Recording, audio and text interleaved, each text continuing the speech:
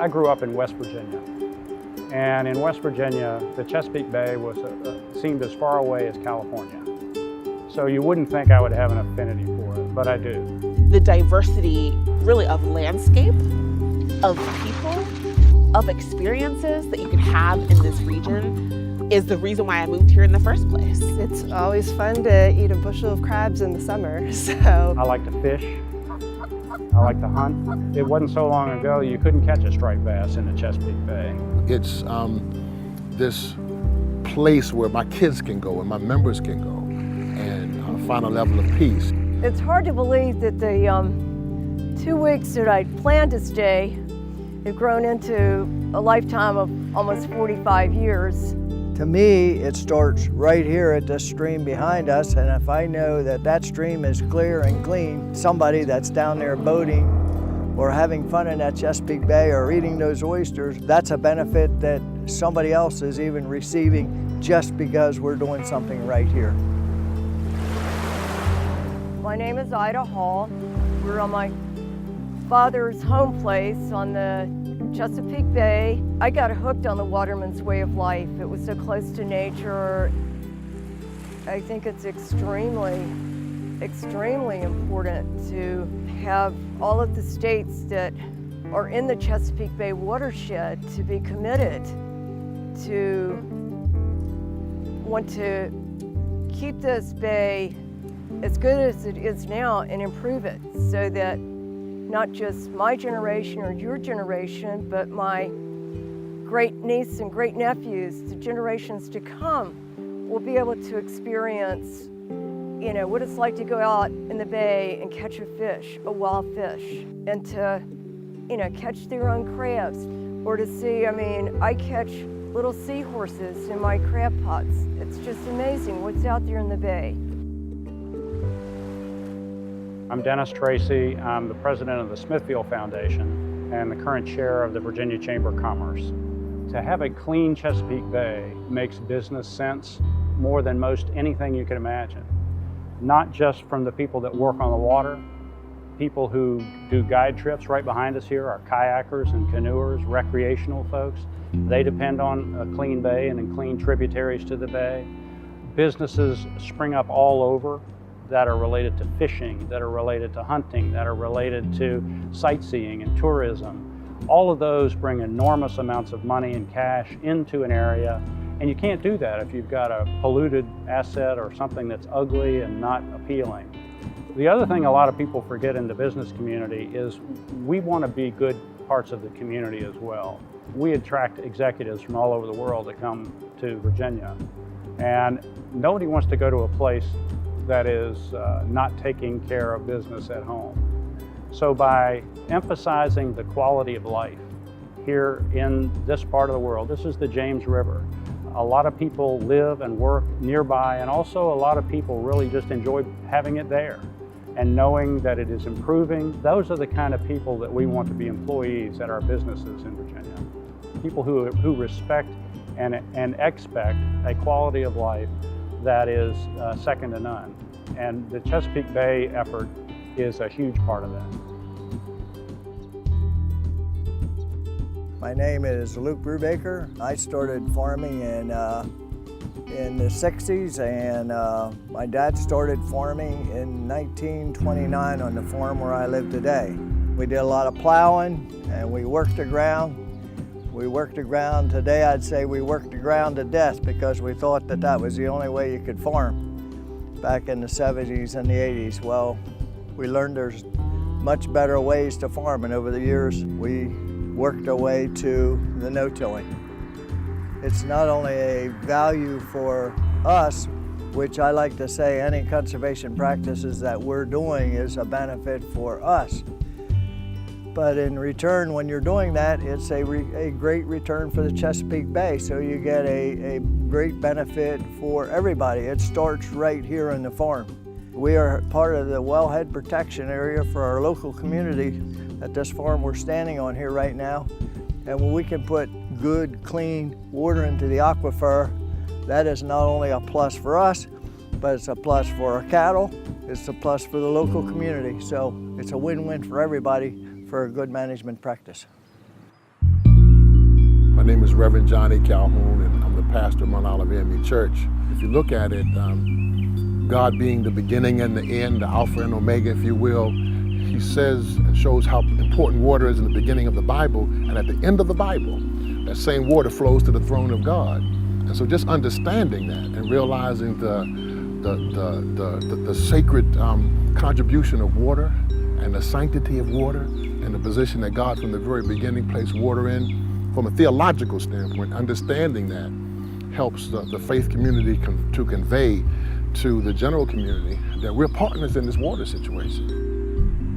We work to get a number of churches in the African American community, as well as a couple of mosques involved, to be all in to take a second look at how churches can partner more effectively with the environmental community. And what we absolutely need is the capacity, support, and resources to expand what we're doing and to be able to increase our reach so that we can have a greater impact. You know, I believe that in spite of the tremendous work that's taking place to improve the Bay, if we don't have the resources to get a broader segment of the community involved, there'll be some undoing of some of the progress we make just because we don't have a greater percentage of persons who are all in. And so the capacity to get more people in the water is something that we're aiming to be able to achieve over the next few years. My name is Sarah Anderson, and I run a consulting firm that specializes in urban sustainability, specifically urban parks and urban forestry, called Lillie Leaf Solutions. So Lillie Leaf is a member of the Chesapeake Bay Diversity Work Group, which we're thrilled to be part of. And we also are working on part of the Chesapeake Bay tree canopy strategy, the part that deals with environmental justice. So one of the main areas of focus that we have is to help build capacity, local capacity of tree planting organizations to engage people who have systemically been disenfranchised. So folks who are living in areas with really low canopy coverage. We don't really permeate the community, and we don't really have a presence there. And what Lillie Leaf is working to do is to have the people who are in those communities that have been systemically disenfranchised, right, lower socioeconomic status communities, mostly communities of color, we're working to have them say what they want. You know, what do they want their canopy to look like? And then have those needs and those desires drive the work that tree planters and nonprofits and municipalities are doing. So within the Chesapeake Bay region, we have a ton of diversity. You know, we've got species diversity, of course, but we've got tons of diversity of people. And not everybody's voice is necessarily at the table making decisions about what happens with our canopy. And so that's what we're working to do. We're working to increase the representation and to increase the agency and the power that people have over their own communities.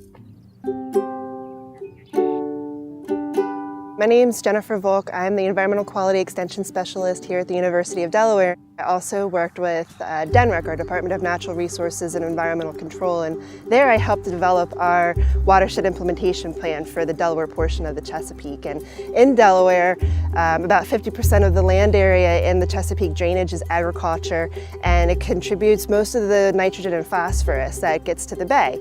And so it's one of the main areas where we've focused our implementation strategies. I think our farmers in Delaware and Delmarva and across the Chesapeake Watershed are really leading the way when it comes to nutrient management practices. The 4 R's, the right time, the right place, the right source, and the right method, are all ways that we can still continue to fine-tune how we're managing our nutrients so that they're used more effectively and efficiently. To have these states come together in the Bay watershed, it's the only way we're going to keep the Bay alive and productive for a long time. The states that surround the Chesapeake Bay are focused like laser beams on improving the Chesapeake Bay. EPA is a good governor to have there. They are the people who set an expectation and let the states go and try to do it. The Chesapeake Bay Program Partnership has been a great initiative for Delaware to be involved in. As a headwater state, we weren't completely at the table in the beginning, but we're there now. And it's benefited us because it's brought funds in to help us support our partners within our state, like our conservation districts. And so the funds that come in to Delaware and go out to our partner organizations help get best management practices on the ground, but then also help us to look at new and innovative technologies like air seeders for cover crops, so we can get more early planted cover crops on the ground and not interfere with a farmer's operation for growing their corn. The greatest victory is not only for this farm by keeping water and soil in the farm, but it's a victory for our community. The Chesapeake Bay has improved dramatically. This river has improved dramatically. We stand on the same planet, we breathe the same air, and we drink the same water source. And so if we don't work together and collaborate to protect and save that, it affects all of us. Making sure that everybody feels that they're limitless, that everybody feels like they can have, that opportunities are going to come their way, and they feel optimistic, they feel nourished, they feel whole because they're able to reconnect with nature. That's what more can you ask for? The value of the partnership of everybody working together on issues that involve farmers and cities and localities and state governments and businesses and environmental groups, there is enormous value in that because everyone has been pulling the oars in the same direction for quite some time now, and we're beginning to see the fruits of that labor.